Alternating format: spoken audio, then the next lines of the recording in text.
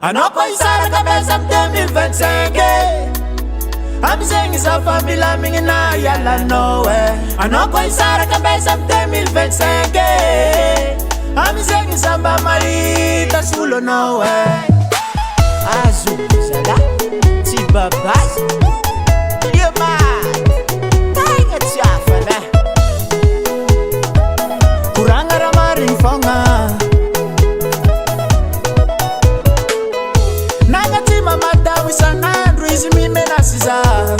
Ande hode mama ne Hemka tale sa ho wize Tufuko Ranambara kwaze Timaru kuranga Tia kuvita pete Anoko ode Am 2025 Etikam saraka 2025 Etikam saraka Anoko isaraka besam 2025 Famila mingina yala noe Anoko isara kabesa 2025 Amizengi samba marita sulo noe Angu banga elinge Listen monane Hasaloni yala no Listen monane angu mana Ko unya no lata tonga nyaza Izyanye Zawado Ngoma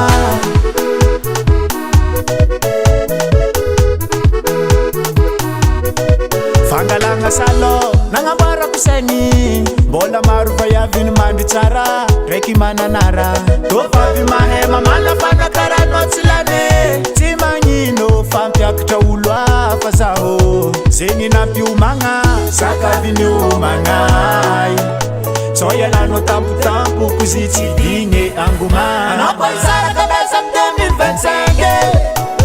Amizengi za famila mingina yala noe Anoko isara kabesa 2025 Amizengi samba marita sulo noe Angu banga elinge Listen monane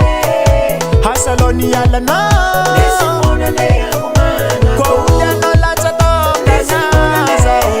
Izyanye Zawado Anoko isara kabesa 2025 Amizengi sa famila mingina yala noe Anoko isara kabesa 2025 Amizengi samba marita sulo noe Angu banga elinge Listen monane Hasaloni yala no Listen monane angu mana Ko unya no lata tonga nyaza Izyanye Zawado Ngoma Akor vali Rahna nang korma na toya Karagi Hande izan kulina bavnariwe Isko mete tufali Alamino Fatena chimafui Fanune kore tafo Vale Ante ngam nas do nanjar district la tika tevna Sini visono Vale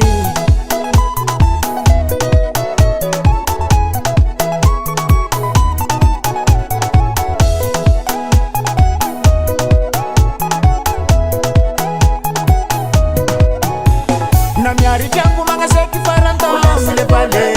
Timanyi nuyareta kufonga Angu manga tombo lulo sungo Sake kutole mama